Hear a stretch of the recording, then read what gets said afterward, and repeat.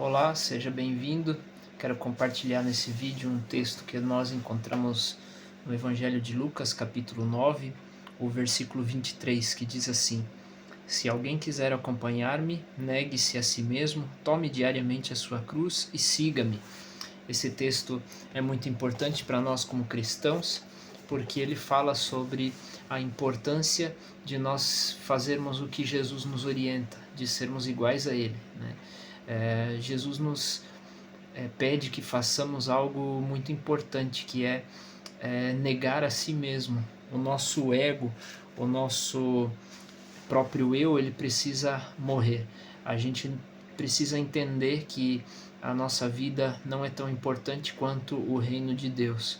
Deus quer que nós levemos o Evangelho adiante para que mais pessoas o conheçam, e eu, como cristão, preciso então fazer o meu melhor para que o reino de Deus possa ser levado de fato adiante. E para isso eu preciso negar a mim mesmo, as minhas vontades, os meus desejos, o meu ego. Tudo isso precisa ficar de lado para que eu possa então dar a devida atenção para Jesus, para o reino de Deus. Também o versículo fala sobre tomar a sua própria cruz, né? Então, negue-se a si mesmo, tome a sua cruz. Tomar a cruz faz a gente pensar em sofrimento logo de cara, mas tomar a cruz não é só sofrimento. Pode em algum momento até significar sofrimento para nós como cristãos, mas tomar a cruz sobre nós não é só isso, vai muito além. Tomar a cruz é também entrega. Nós entregamos a nossa vida, a nossa disposição, o nosso querer, os nossos desejos, os nossos objetivos, entregamos tudo isso nas mãos de Deus e permitimos que Ele haja em nós e através de nós do jeito que Ele achar melhor. Então, isso é entrega. Eu estou entregando tudo nas mãos dele, permitindo que ele faça a obra dele do jeito que ele quiser na minha vida e através da minha vida. Isso é tomar a minha cruz, ou tomar a cruz sobre mim e seguir a Jesus. Também é deixar o ego de lado, né? Tomar a cruz é deixar esse nosso ego de lado e dizer, tá bom, eu estou indo atrás daquilo que Jesus tem para mim, o plano que Ele especificou para minha vida, é isso que eu vou seguir, é isso que eu vou buscar. Então eu tomo a minha cruz sobre mim e sigo a Jesus dessa maneira. Vale lembrar também ainda que cada um tem a sua própria cruz, então temos coisas diferentes a fazer, tarefas que Deus nos deu como responsabilidade, e essas responsabilidades, elas são as nossas cruzes, e cada um tem a sua própria cruz nesse sentido. Então, para algumas pessoas talvez a cruz seja simplesmente ficar em casa e orar pelas outras pessoas, supondo, por exemplo, né, que tenhamos algum irmão ou irmã mais idoso ou idosa na igreja, que não consegue mais fazer muita outra coisa pelo reino de Deus, mas ainda pode estar lá no seu quarto orando, pedindo a Deus pelas pessoas, intercedendo pela família, pelos irmãos da igreja, pelas pessoas que ainda não conhecem a Jesus. Então, isso também é tomar a sua cruz. Para outros talvez seja pregar o Evangelho, para outros talvez seja cantar na igreja, louvar, tocar um instrumento, enfim, cada um vai ter uma cruz específica a qual vai ter que carregar, e essa deve ser feita com responsabilidade, essa tarefa deve ser feita com responsabilidade. E também seguir a Jesus Cristo é o que o versículo finaliza, né? Negue-se a si mesmo, tome a sua cruz e siga-me, diz o versículo. Seguir a Jesus não é só andar atrás dele, né? Parece que é bem simples. Seguir Jesus é correr atrás, andar atrás dele, mas não é só isso. Se fosse isso, ou só isso, seria muito simples, mas seguir Jesus vai muito além de simplesmente andar atrás dele. Seguir Jesus é imitar a ele, é obedecê-lo, é fazer aquilo que Jesus quer que a gente faça. Isso é seguir Jesus de fato. Nós precisamos viver exatamente como Jesus viveu aqui nessa terra. Se nós não vivemos como Jesus, então nós não o seguimos. isso é muito sério. Nós precisamos, de fato, viver exatamente como Jesus viveu para na nossa vida, para que a gente possa então estar de fato seguindo a Ele. E também vale lembrar que seguir a Jesus tem um alto custo.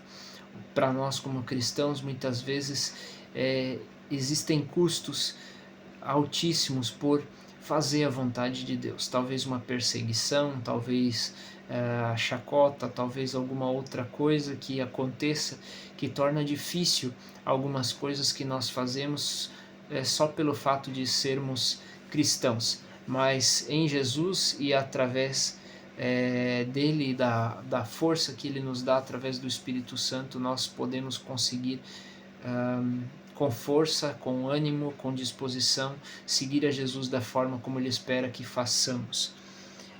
E ainda vale lembrar que seguir a Jesus vale muito a pena. Não existe nada melhor do que seguir a Jesus nesse mundo, e isso é uma gratificação muito grande. Aqui atrás de mim eu tenho uma figura muito emblemática dos anabatistas, grupo revolucionário e de reforma da igreja lá pelos idos de 1500, 1600, tentando reformar algumas coisas, e uma das ideias principais deles, além das reformas já colocadas pela reforma protestante de Lutero, né, os anabatistas ainda acharam por bem que deveriam incluir mais uma coisa, que era a questão do batismo de adultos. Eles não entendiam ou não aceitavam o batismo de crianças como algo bíblico e entenderam que deveria haver o batismo de pessoas adultas, pessoas que realmente pretendem andar com Jesus na sua vida, que se entregaram a Ele. Por isso foram conhecidos como anabatistas ou rebatizadores, porque eles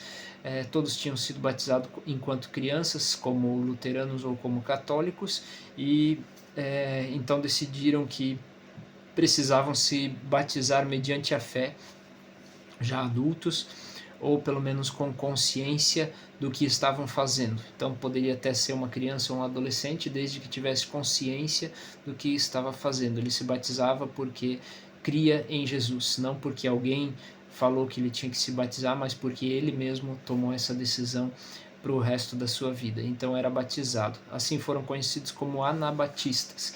E esse grupo, então, no meio desse grupo surgiram várias histórias muito impactantes. Uma dessas histórias é o dessa imagem. O Dirk Willems, ele foi um desses convertidos pelo anabatismo. Ele foi batizado e então ele também levava o evangelho para outras pessoas. Muitas outras pessoas foram batizadas, até mesmo na casa dele, e isso com o tempo levou ele a ser perseguido por causa da sua fé. Então ele foi preso e uma noite ele conseguiu, na Holanda, né, onde ele estava preso, onde ele vivia, ele conseguiu fugir da prisão, colocando amarrando alguns panos, né, para conseguir então sair da prisão, fugir. E aí ele saiu correndo, mas um guarda viu e saiu correndo atrás dele. O que acontece é que o Dirk Willems, ele atravessou um rio congelado, e o guarda correndo atrás dele também correu, atravessou o rio congelado e acabou quebrando o gelo debaixo daquele guarda, né? E ele então caiu dentro do rio gelado e já estava se afogando ali naquela água gelada. Aí o Dirk Willems ouviu o guarda chamando por socorro, ele volta e socorre esse guarda. Com isso, o guarda acaba prendendo ele é novamente preso, né? E depois é morto na fogueira, queimado vivo por causa da sua fé em Jesus Cristo. Essa é uma história muito impactante de alguém que negou-se a si mesmo, tomou a sua cruz e seguiu a Jesus. Alguém que considerou mais importante a vida do guarda do que a própria vida dele, só por causa do amor que ele tinha por Jesus. Qual foi o pensamento dele? Ele pensou que ele já tinha Jesus no coração, então se ele morresse não teria nenhum problema. Mas o guarda, que ainda não tinha Jesus no coração, precisava entregar sua sua vida para Jesus e por isso não poderia morrer naquela noite. Então ele volta, socorre o guarda e ele depois então é preso e morto por causa da sua fé. Mas ele não considerou a sua vida tão importante, ele considerou a vida do outro, do guarda, mais importante que a própria vida. Isso é negar-se a si mesmo, tomar a sua cruz e seguir a Jesus. E aí fica a pergunta: será que eu também teria coragem de fazer alguma coisa desse tipo? Qual é a profundidade da minha fé em Jesus? Eu nego a mim mesmo, tomo a cruz sobre mim e sigo a Jesus? Reflita a respeito disso. Também inscreva-se no canal para receber as notificações de quando tiver novos vídeos e curta esse vídeo se você gostou. Deus te abençoe e até a próxima.